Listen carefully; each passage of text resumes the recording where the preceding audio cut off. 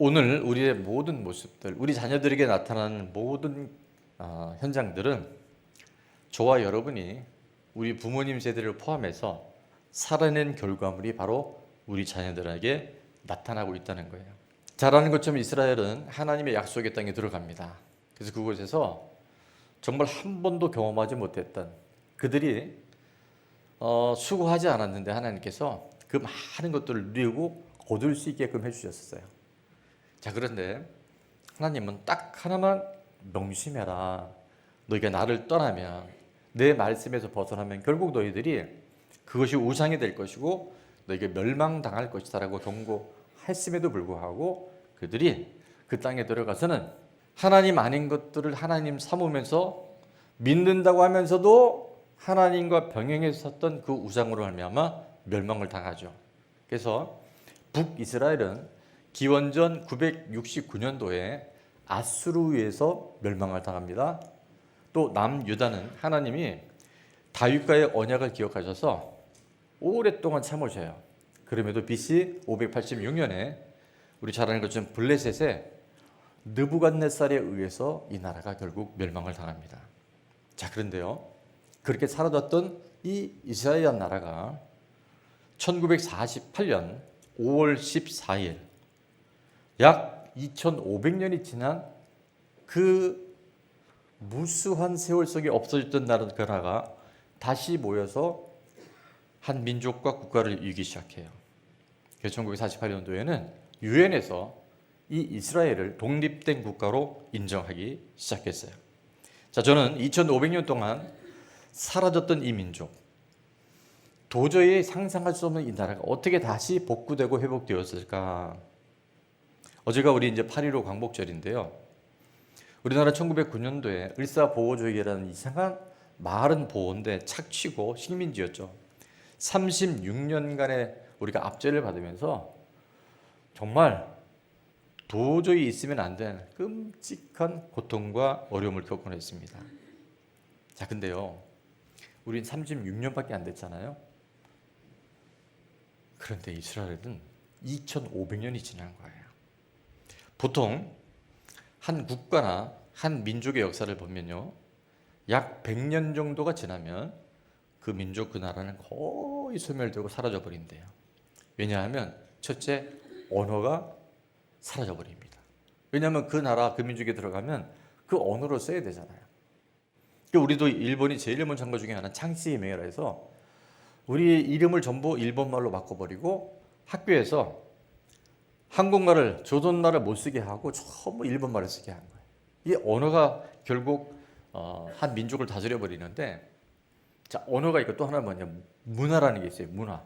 이 문화가 100년만 지나면 어느 나라에 가든지 전부 다 거기에 동화되기 때문에 사라진답니다. 그런데 말입니다, 이스라엘은 250년도 아니고 100년만 되면 사라지는데 2500년을 약 50개 국가에 다 흩어져 있었던 이 디아스포라, 이 뿔뿔이었던 이 민족이 어떻게 2500년 만에 이렇게 단일 국가, 단일 민족으로 우뚝 설 수 있었을까? 그것은 바로 어디에 있었냐면요, 우리나라 이 역사 속에서도 조선시대가 500년을 유지할 수 있었던 것은, 하나는 과거 제도로 가는 교육과 또 하나는 유교라고 하는 문화가 지탱했다라고 역사자들은 분석을 하더라고요. 자, 이스라엘 백성이 그럼에도 2500년 동안 이 엄청난 말도 안 되는 흩어진 나라가 다시 모여질 수 있던 비결, 정답을 공개합니다. 그게 뭐냐면, 따라서 합니다. 쉐마. 쉐마는 뭐냐면, 이스라엘아, 따라합니다. 들으라. 이 하나님 말씀을 그들은 들었던 거예요. 이 하나님 말씀을 붙잡았던 거예요. 바로 말씀 교육을 통해서 그들은 이미 사라졌어야 하고 이미 없어져야 할 나라고 민족이었는데, 그들이 이렇게 기적적인 전 세계를 지배하는 어떤 선진국보다 더 모든 것을 주관하는 나라로 회복되게 된 줄로 믿습니다. 하나 아쉬운 것은 유대인들은 아직 예수님을 영접하지 않아요. 근데 지금 유다이즘이라 해서 엄청난 사람들이 예수님을 구주로 영접하는 마지막 때가 다가온 것을 또 우리는 알 수 있습니다. 자, 오늘 본문 6장 4절에 보면 이스라엘아 뭐해라? 들으라. 우리 하나님 여호와는 오직 유일한 여호와시니 하나님 외에 어떤 것들로 우리가 하나님 삼으면 안 된다라고 이걸 잘 들으라고 그들에게 가르쳤고 또 그들이 그 삶을 살아내므로 지금의 이스라엘이 복구되게 된 줄 믿습니다. 자, 그래서 들으라고 하는 것은 아까 말씀드린 쉐마라는 뜻이 있는데요. 하나님 말씀을 잘 들어야 됩니다. 뭐를 잘 들어야 된다고요? 근데 요즘 여러분 하나님 말씀 잘 들으세요? 아멘? 아니 귀로 듣는 거 말고. 그래서 재밌는 얘기가 있잖아요. 장례식이 나서 두 아들을 이제 외할머니에게 맡기고 엄마 아빠가 장례식을 갔었대요. 가면서 얘들아 엄마 아빠가 장례식을 가야 되는데 친척 누구 장례가 있어서 할머니 말씀 잘 듣고 있어? 그랬더니 네 그러고 대답을 잘하더래요. 다음날 왔는데 할머니 얼굴은 다크서클이 역력하고 온 집안은 완전히 초토화가 됐더래요. 아빠가 화가 나서 너 분명히 할머니 말씀 잘 들으라 했지? 잘 들었어요. 잘 들었다니까요. 너 이게 뭐야? 할머니 얼굴이 뭐면 이게 어떻게 집안이 이렇게 난장파냐? 아니 잘 들었다니까. 하지 말라고 해서 하지 말라고 잘 들었어요. 뭐뭐 하라고 해서 하라는 거 잘 들었어요. 근데 뭘 안 해요? 뭘 안 해요? 실천하지 않아요. 행하지 않아요. 이스라엘을 들으라 쉐마라고 말씀하시는데 귀로는 듣는데 머리로는 아는데 손과 발이 움직이질 않아요. 우리 마음이 동의하지 않아요. 이 쉐마는 전 인격적으로 영적으로나 심정적으로나 우리의 삶의 실제적인 변화와 순종이 바로 쉐마 하나님의 말씀을 듣는 것인 줄 믿습니다. 자, 그래서 저는 하나님의 말씀을 들으려면 우리가 어떻게 해야 될지 첫 번째입니다. 다시 한번 읽어볼까요? 다음 세대의 문제가 부모에서 시작됨을 인정해야 합니다. 지금 다음 세대의 모든 문제는요 다른 데 있는 게 아니에요. 다른 말로 하면 다음 세대의 회복은 똑같이 부모 세대에서부터 시작됨을 우리는 인정해야 할 줄로 믿습니다. 그래서 오늘 말씀 4절, 5절, 6절, 7절 상반절에 보니까 자, 이스라엘아 들으라 우리 하나님 여호와는 오직 유일한 하나님이시니 다른 우상을 둘 수 없어야 할지니 너는 마음을 다하고 뜻을 다하고 힘을 다하여 내 하나님 여호와를 뭐해라? 사랑해라. 사랑해라. 자, 이 사랑이 뭔가를 이따 말씀드릴 텐데 자, 6절 오늘 내가 네게 명하는 이 말씀을 너는 마음에 새기고 자, 이게 마음과 뜻과 힘을 다해서 이제 하나님을 사랑하는 건데 그 하나의 결과물이 7절 상반절에 나와 있습니다. 다 같이요. 내 자녀에게 부지런히 가르치며 마음과 뜻과 힘을 다해서 하나님을 사랑하는 모든 것들 말씀을 내가 잘 듣는 것은요 먼저 부모 세대인 우리가 그 말씀대로 살고 그 다음에 자녀들에게 부지런히 가르치는 거예요. 그 영어 이런 속담이 있더라고요. To teaching is to learning이라는 단어가 있는데 여러분 누구를 가르치기 위해서 누구를 섬기기 위해서 내가 배우는 것은요 우리 자녀들을 잘 양육하기 위해서 부모 세대가 먼저 배우고 순종하는 것은 최고의 교육이고 방법인 줄로 믿습니다. 자, 오늘 본문 쉐마 이스라엘에 들으라고 하는 이것은 우리가 자녀를 교육할 때 말이나 성적이나 너의 태도나 세상적 성공을 말하지 아니하고 다른 말로 하면 내가 세운 세상적 기준으로 아이들 양육하지 말고 또 다른 말로 하면 인본주의나 세속주의로 아이들을 강제로 강요하지 말고 뭘로? 하나님의 말씀대로 하나님의 뜻대로 그 아이들을 잘 가르치라고 말씀하고 계세요. 성경을 보면 말씀을 보면 다음 세대의 모든 문제는 자녀의 문제가 아니라 바로 부모 세대인 우리가 먼저 하나님 앞에서 마음과 뜻과 힘을 다해 하나님 말씀을 지키지 않고 가르치지 못한 우리들의 죄라는 것을 우리는 보기 시작합니다. 여러분 이스라엘이 멸망당하고 흩어졌던 까닭은 주변 국가가 강해서 멸망당했을까요? 왜 멸망당했을까요? 이유는 그들이 하나님의 말씀을 버리고 하나님이 하나님 아닌 것들로 우상 삼지 말라고 했는데 그것을 따라갔었을 때 그 결과로 나타난 것이 바로 열방 이웃 국가들의 결국 지배를 받고 멸망당한 거예요. 세상이 악하고 음란한 거 맞습니다. 어려운 시대예요. 그런데 말입니다. 악하고 음란한 세대 속에 우리 자녀가 살아가고 있지만 그것 때문에 우리 아이들이 무너지지는 않아요. 뭐 때문에? 부모인 우리가 말씀대로 안 살았고 말씀대로 가르치지 않았기 때문에 아이들이 무너지는 거예요. 여러 차례 제가 속담으로 말씀드리지만 입은 삐뚤어져도 머리는 똑바로 해라. 여러분, 세상이 악해서가 아니에요. 우리가 말씀대로 서 있지 않아요. 우리가 말씀대로 가르치지 않았어요. 그래서 아이들이 망가진 거예요. 이게 분명해질 때 돌이키고 다시 말씀으로 우리가 회복되면 쉐마가 되어지면 우리 아이들에게 다음 세대는 미래가 있는 줄을 믿습니다. 오늘 저와 여러분의 집에 여러분 개인의 우상은 무엇입니까? 재물, 성공, 자녀들의 학벌, 이것이 하나님 자리에 올라가 있죠. 이거는 곧 멸망당할 징조 중에 하나입니다. 내가 두 주인을 섬기며 살면서 교회 나온 이유가 좀 더 행복하고 좀 더 돈 많이 벌고 좀 더 건강하고, 그게 만약에 목적이면 얼마 가지 않아 여러분은 분명히 후회할 겁니다. 왜요? 그것이 여러분을 노예로 삼아버려요. 지난주에 말씀드렸잖아요. 만약에 결혼이 목적이 행복이라면 행복하지 않으면 결국 헤어져야 합니다. 아이들이 공부하는 이유가 좋은 대학이 목표고 목적이라면 좋은 대학 못 가면 어떻게 해야 돼요? 삶을 포기해야 돼요. 사업하는 분들이 사업의 성공이 목적이라면 부도가 실패하면 어떻게 해야 돼요? 인생 거기서 끝나는 겁니다. 그래서 우리는 삶의 목적도, 우리가 신앙생활하는 목적도, 결혼의 목적도, 사업도 목적도, 자녀들이 학업과 자녀들을 양육하는 목적이 행복이 아니고요, 성공이 아니고요, 이 땅에 속한 어떤 것이 아니라 바로 거룩한 삶을 살아갈 때, 또 다른 말로 하면 우리가 영혼 구원에 곧 주님 앞에 서잖아요. 천국이 목적이 되어야 할 줄 믿습니다. 천국과 지옥이 없다면 좋겠어요. 근데 만약에 있다면, 있습니다. 그러나 만약에 있다면 여러분, 행복은요 절대 우리를 천국에 합당한 삶을 이끌어가지 못해요. 우리 속담도 아니죠. 여러분 많이 들었습니다. 자녀는요 뭐를 보고 자란다고요? 우리 1부 때 보니까 우리 저녁 예배 때 그렇고 굉장히 많은 다음 세대가 유아실에 와서 예배를 드려요. 자녀는요 부모의 등을 보고 자라요. 너 도대체 왜 그러니? 왜 그런지 아세요? 알잖아요.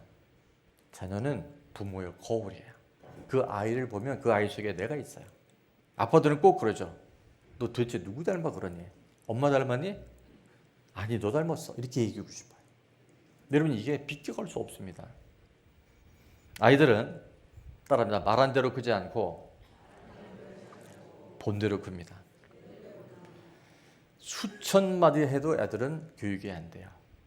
보여주면, 살아내면 아이들은 흉내라도 낼 줄 믿습니다.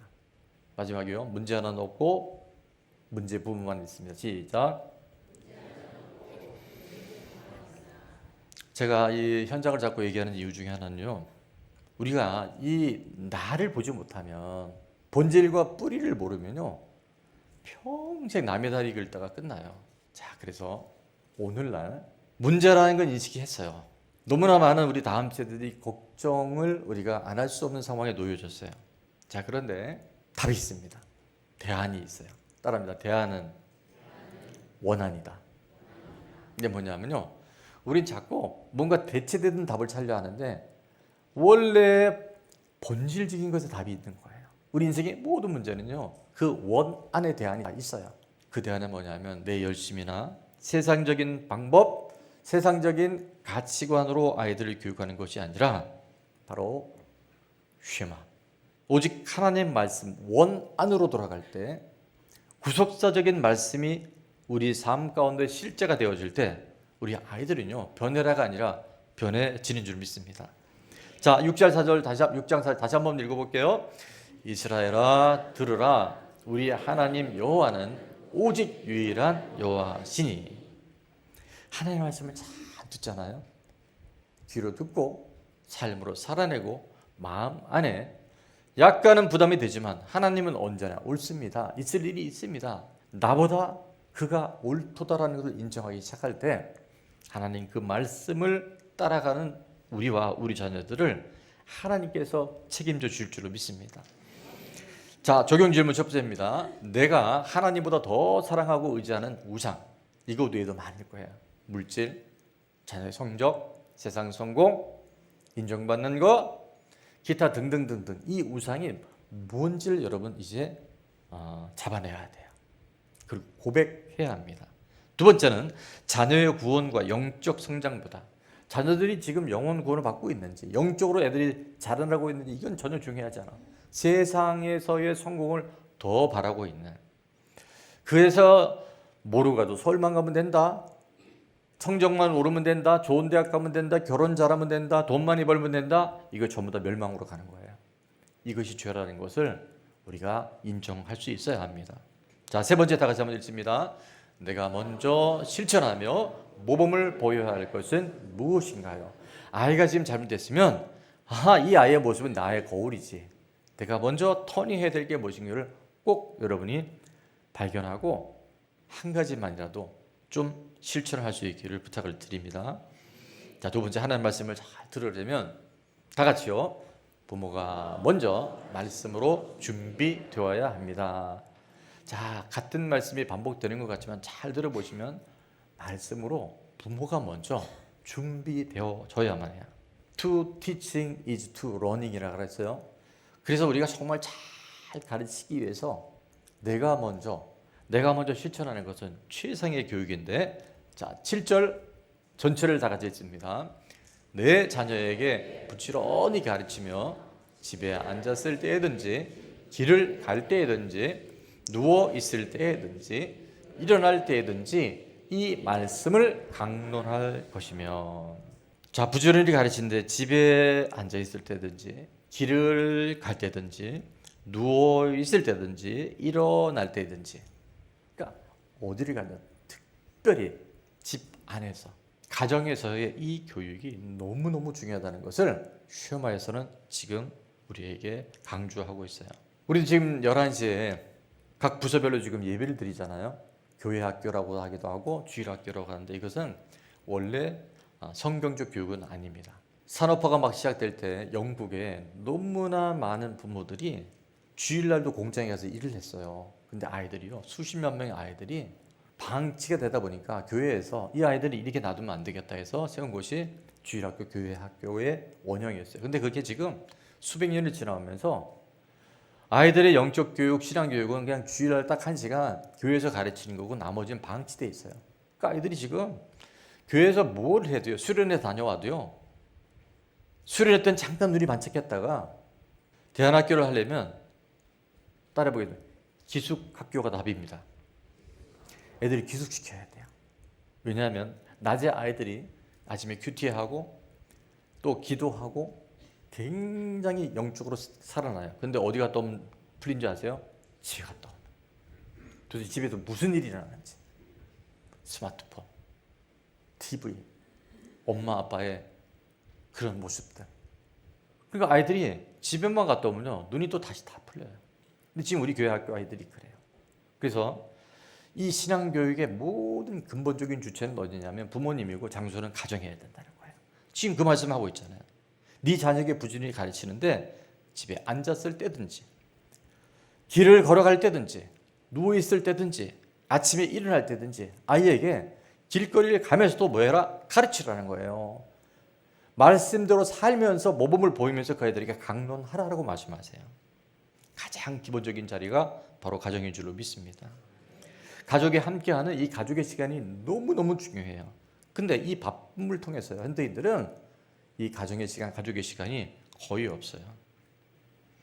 그래서 우리는 자녀들을 자꾸 가르치려고 하고 판단하고 세상적 기준을 들이대기 시작하면서 자녀들은 가정이 부모를 만나는 게 고통이고 점점 고문이 되고 있는 시대에 살고 있어요.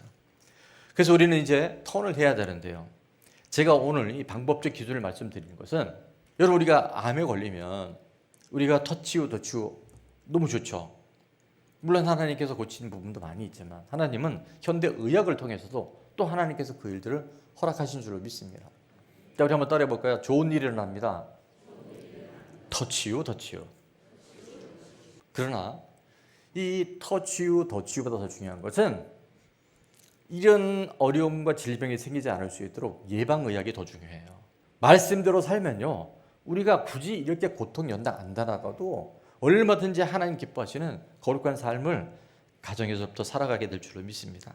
자, 그래서 제가 몇 가지 오늘 실질적인 방법과 기술을 가르쳐드릴, 이건 상담이나 심리상담 영역을 제가 성경적으로 다시 한번 재해석한 거예요. 적극적 공감과 경청이 필요한데 단순히 세상적인 대화 방법을 말씀드린 게 아니에요. 먼저 부모된 내가 말씀대로 살지 못했고 말씀대로 가르치지 못했고 내 죄를 부모가 인정하고 돌이키기 시작할 때 아이들은요, 그때부터 마음을 열어요. 아까도 말씀드렸잖아요. 너 도대체 왜 그러니? 누구 닮아서 그러니? 애들이 속으로 해요. 아빠 닮았어. 아빠 그렇게 했잖아. 자녀의 연약함을, 자녀의 부족함을 내가 잘못 가르치고 잘못 흘려보냈다는 것을 인정하기 시작할 때 아이들도요, 무언가 그 아이들의 마음 안에 성령의 터치가 일어나게 될 줄 믿습니다.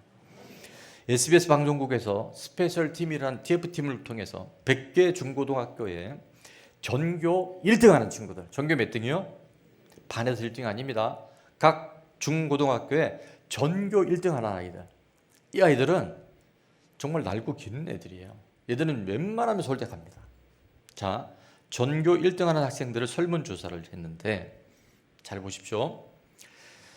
전교 1등 학생들의 40% 이상이 주중에 가족과 식사 횟수가, 가족과 함께 엄마 아빠와 함께하는 식사 횟수가 몇 번쯤 됐을까요? 우리가 하루에 3끼 먹는다 치면 3, 7이 자 21회를 밥을 먹는데 전교 1등 하는 친구들이 부모님과 함께 식사하는 횟수가 몇 번쯤 될까요? 경매에 들어갑니다. 10번 이상 먹는데요. 전교 1등 하는 친구들이. 성적 나쁜 애들은요, 거의 엄마 아빠 밥을 안 먹어요. 이게 양극화되는 거예요. 그래서 이런 교육을 따라해본다. 밥상머리 교육. 예전에는 이런 게 있었어요. 밥상머리 교육이 있었어요. 그럼 어떻게 10번을 먹었을까? 제가 한번 띵크 해봤어요. 여기는 그런 자료가 안 나기 때문에 주로 아침을 먹지 않았을까 생각해요. 좀 엄마 아빠가 일찍 일어나서 준비해놓고 아이와 함께 뭐 짧으면 15분, 20분, 넉넉하면 30분. 우리가요, 이게 바쁘다는 것이 우리 안에 잘못된 습관이죠. 조금만 일찍 자고 우리가 서두르면요, 전교 1등 하는 애들 만들고 싶지 않아요? 목사님 우리 애 다 컸어요. 목사님 우리 애 없어요. 손주라도 키우고, 손주 없으면 다음 세대를 여러분이가 이렇게 양육해야 되잖아요. 자, 그래서 10번 이상 밥을 먹는데 결과적으로는 전교 1등 하는 친구들이 73% 있을까, 주중에 적어도 6회 이상 가족 식사를 하고 있다는 통계가 나옵니다. 가족이 함께 식사하는 것만으로도 아이들에게는 첫 번째 뭘 주지 않으세요? 안정감을 준대요. 또 하나는 유대감을 준대요. 이 친구들과 관계는요, 가정에서 부모님과 형제의 관계에서 이 유대감이 그대로 배워지는 거예요. 또 하나는 두뇌 개발이요. 아이들이 책을 보면서 어릴 때 다 익히는 단어가 250단어라면 부모님과 함께 대화하면서 밥 먹으면 나는 단어 수가 1000개가 넘어간대요. 저도 나이가 들고 이렇게 아직 젊지만 제가 말하고 생각하는 이 모든 게요, 우리 부모님 닮아가더라고요. 어릴 때 했던 그 말을, 그게 이제 원어민의 말을 하는 거예요. 결혼할 때는 여자는, 남자는 얼굴이나 외모 보지 말고 원어를 뭘 쓰는지, 부모님이 어떤 말을 했는지 보고 결혼하래요. 귀 있는 자는 들을지어다. 이미 결혼했으면 이제 내가 하나님 말씀대로 살아가면 됩니다. 가족이 함께 식사하는 그 자체가 이렇게 큰 의미가 있는데, 이거는 단순히 사회과학적 데이터가 아니라 하나님의 말씀에 아까 창조의 질서 중에 하나가 이 가정을 통해, 보십시오. 아이들에게 쉐마 들으라고 가르쳤는데 그게 가정에서부터 시작되라고 말씀합니다. 하나님의 매뉴얼인 줄로 믿습니다. 자, 밥상머리 교육이 회복될 때 뭐가 회복된지 아세요? 자녀 교육이 회복됩니다. 자, 구체적으로 밥상머리 교육의 내용을 제가 한 7가지 말씀드립니다. 첫 번째는 아이들에게 음식을 주신 하나님께 감사를 가르쳐야 됩니다. 꼭 기도하고 드시고요. 두 번째는 음식이까지 수고한 모든 가정의 분들에게 이걸 기억하는 거. 매일 하라는 게 아니라 이런 마음을 가정에서 가질 때요, 아이들에게는 엄청난 이 유대관계나 사고의 폭이 늘려진다는 거예요. 그 다음에 음식을 만들어 주는 분께 감사하고 표현하는 거. 잘 먹겠습니다. 먹고 난 다음에 너무 맛있어요. 이런 것들이요, 아이들에게 밥상머리를 가르쳐 준다는 거예요. 네 번째, 음식을 먹을 때는 맛있게 먹되 편식, 과식하지 않고 뭐하지? 남기지 않지. 이것도 좋은 밥상머리 교육입니다. 우리나라 버리는 한 해 음식물이 44조가 넘는다잖아요.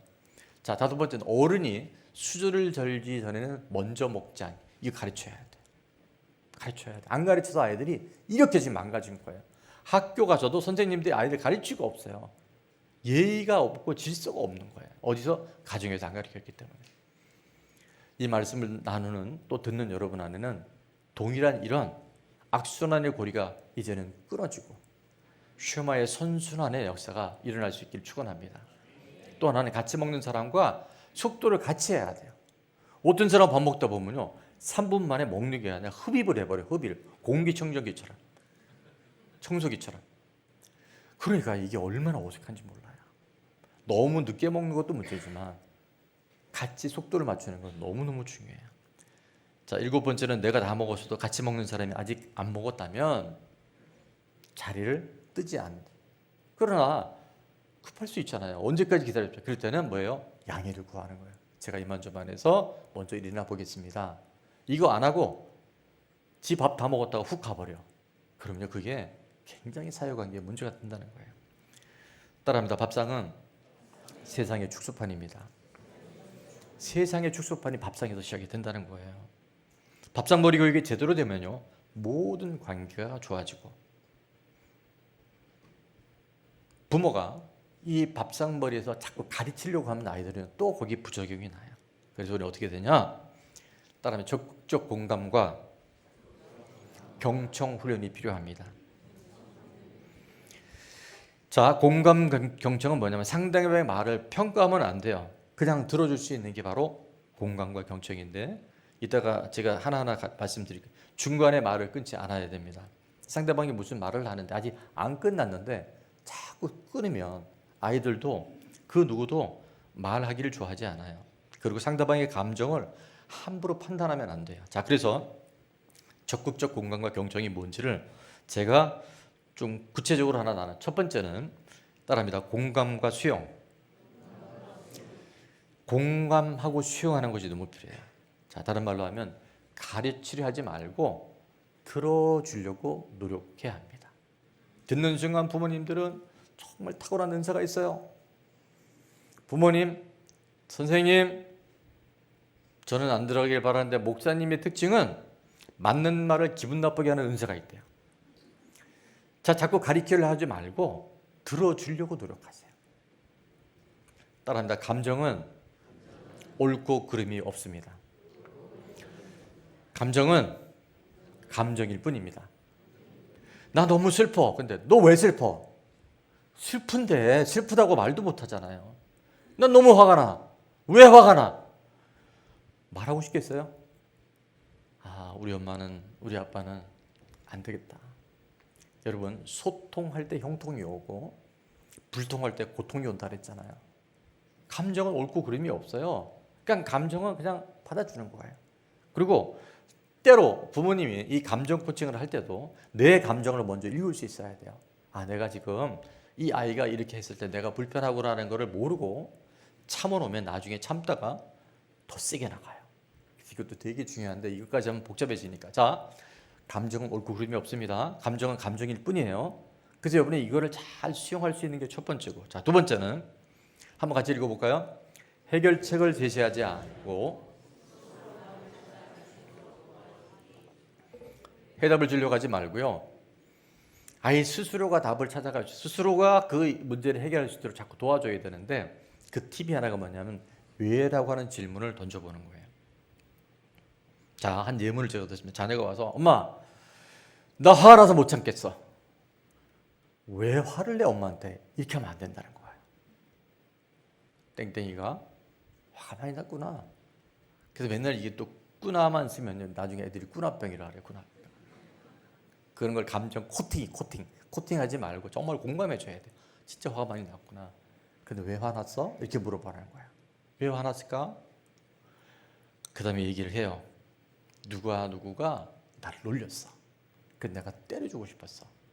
부모님, 누구가 너를 놀려서 화가 났고 때려주고 싶구나.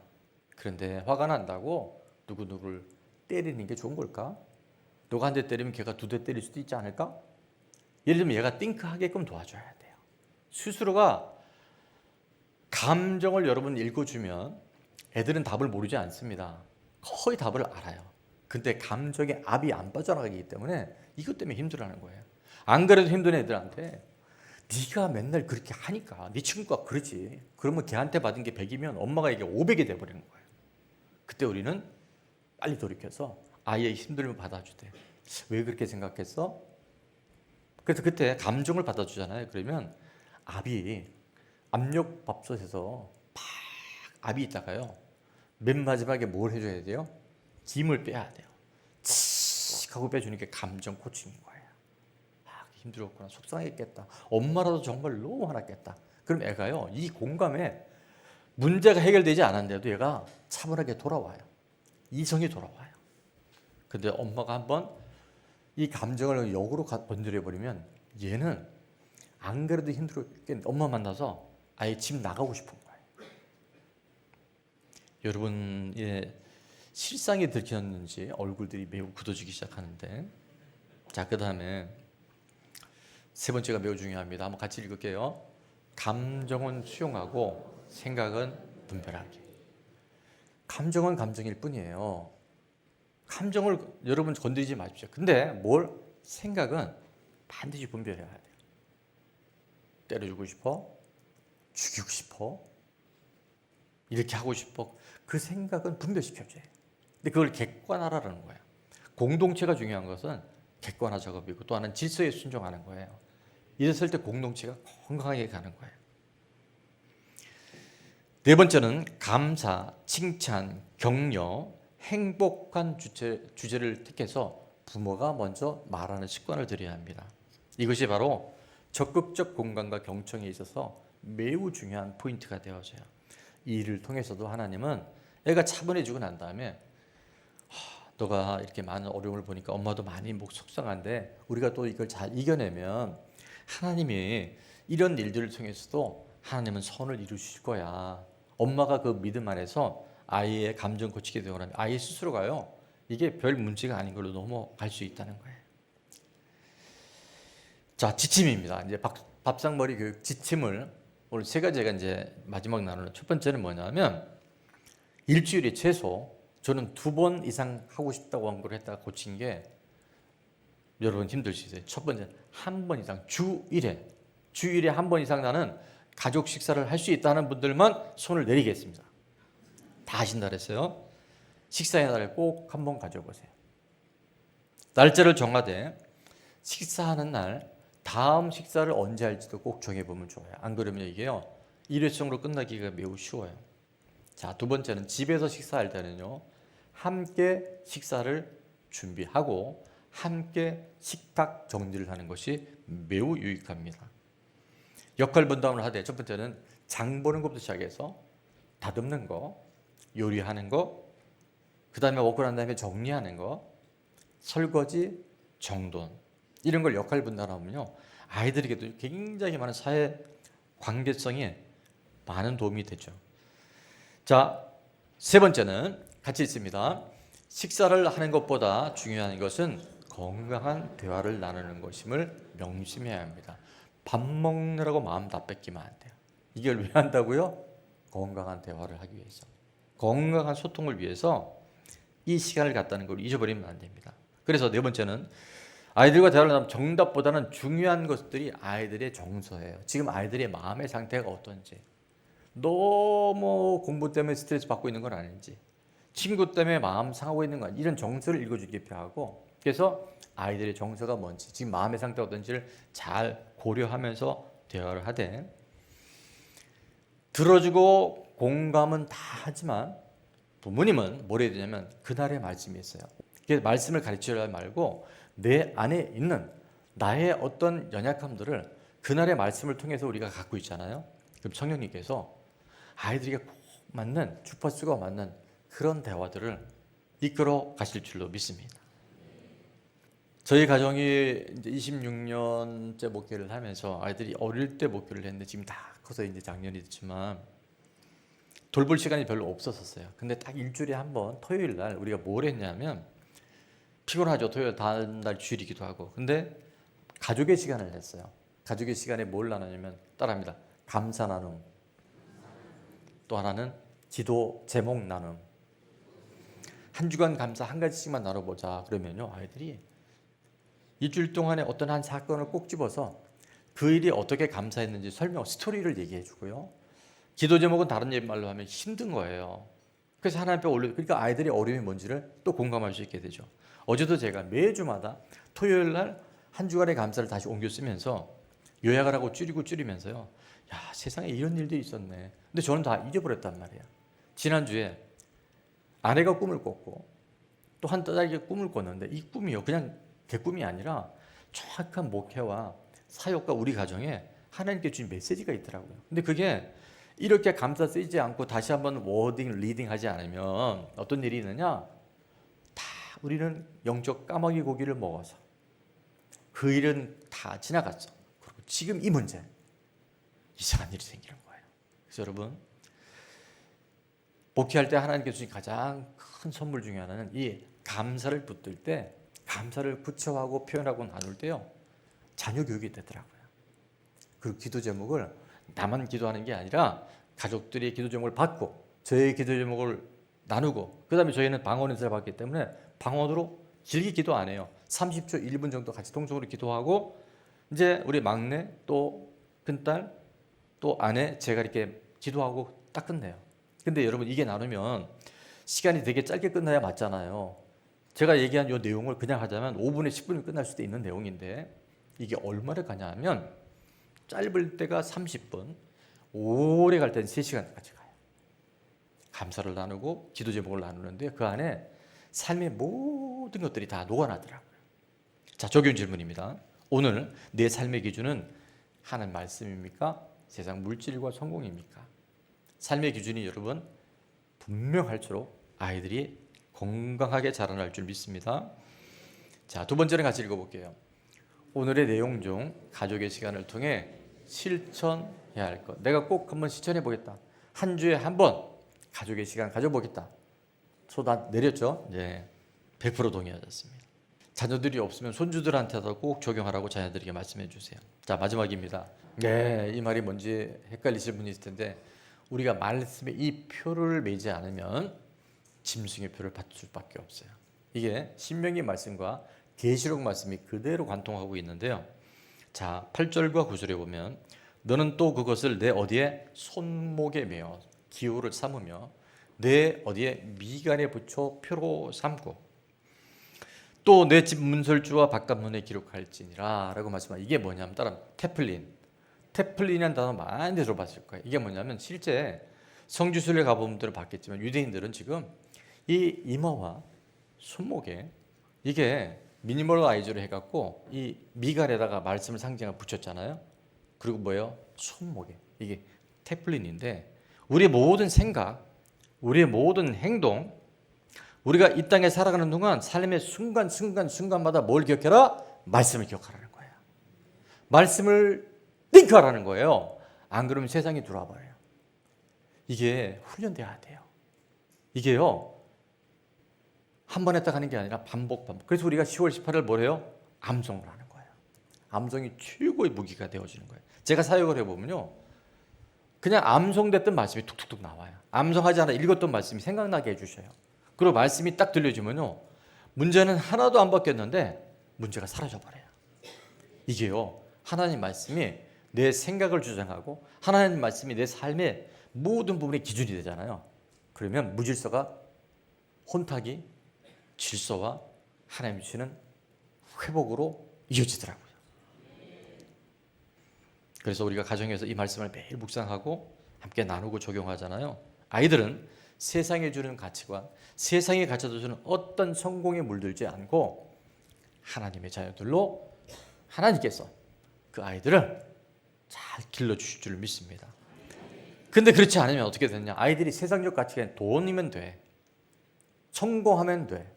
너 주일날 예배 학원 가고 과외하고 대학 들어가서 예배 드려도 돼. 아이들은 이미 놓으신 거예요. 제가 고3 아이들한테 계속 이제 그거를 강조해요. 하나님을 붙잡고 말씀을 붙잡잖아요. 대학 떨어져도요. 그 아이들은 잘 될 수밖에 없어요. 근데 아이들이 서울대학 들어가고 스카이대학 들어가고 유학을 갔다 와도 하나님 없고 말씀 없으면요. 정말 심각한 망나니가 됩니다. 자기밖에 모르는 정말 극단적 이기주의자가 될 수밖에 없어요. 여러분 자녀가 어떻게 크기를 바라세요?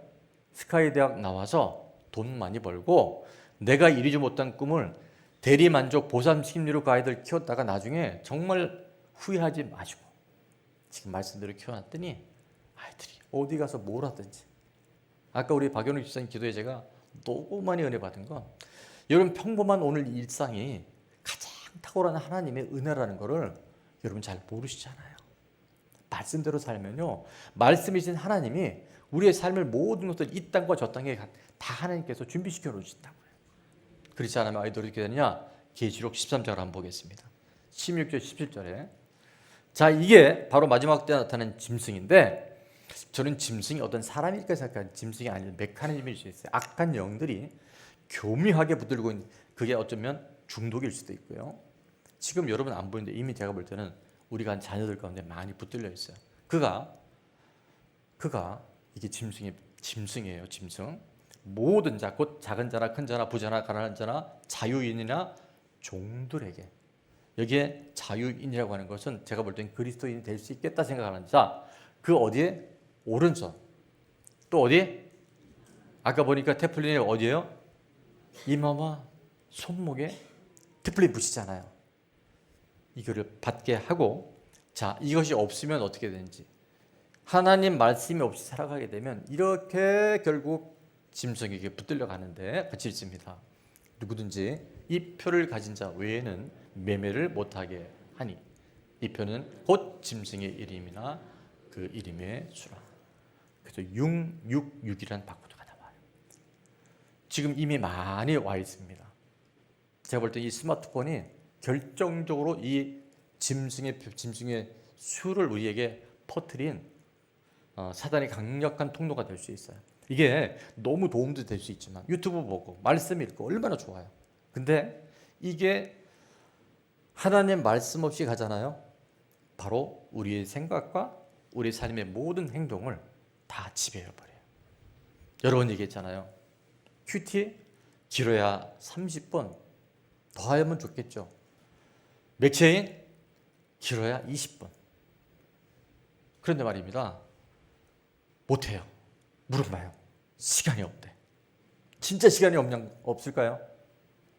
또 얘기 안 해도 되겠죠.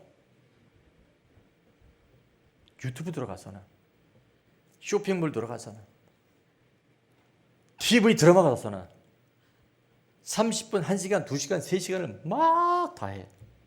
알고리즘은 또 보고 또 보고 또 봐.